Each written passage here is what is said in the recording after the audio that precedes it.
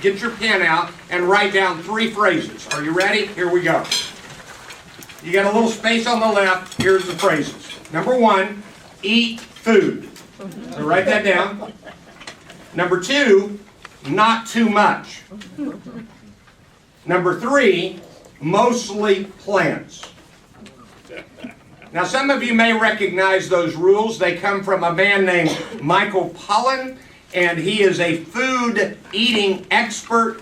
And there are all these rules about carbs and this and that. And Michael Pollan came up with 3 simple rules. Eat food, not too much, mostly plants. Now, this book is a very thorough look at the value of having simple rules. And I will tell you that in my own life, when I have created and then followed, and that's a critical word, created and then followed simple rules, things go better. For example, load my car the night before. That's what I do for First Friday Book Synopsis, and that is a simple rule. Or, if I'm taking something with me when I leave the house, put it by the door into the garage, and therefore I don't forget it. So those are the kinds of things that are the simple rules we all need. Now, if you'll take a good look at the top of page 8, some quick stories. The mountain climbers who did not make it back alive. This is about a climb, a very deadly climb to Mount Everest, the summit.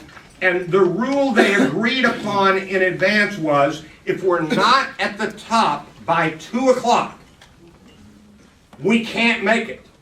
So we turn around and go back. They were really close to the top, but they weren't at the top, so they pushed it a little further and made it to the top. And then the majority of the climbing team died on the way down. They violated the simple stopping rule, get to the top by 2 or turn around. So a simple rule would have saved their life. And then, I didn't know this, who owns a joke? That's really interesting. Milton Berle was famous for stealing jokes. In that era, they all did it. Bob Hope did it. Milton Berle once said, this is in the book, he once said, that joke was so funny I dropped my pencil.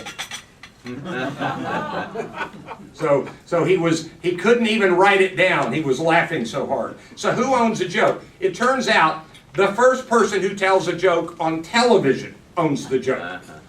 And it turns out that if you pay for a joke, you own the joke, not the person who wrote it. So there are rules among comedians about who owns jokes. Simple Rules contains the simple rules for creating and applying simple rules. The book helps. There are 3 rules for rules. Number 1, figure out what will move the needle. Number 2, choose a bottleneck, a constraint that is holding you back. And then number 3, craft the rules.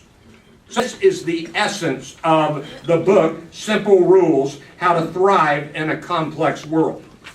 There are 2 kinds of rules.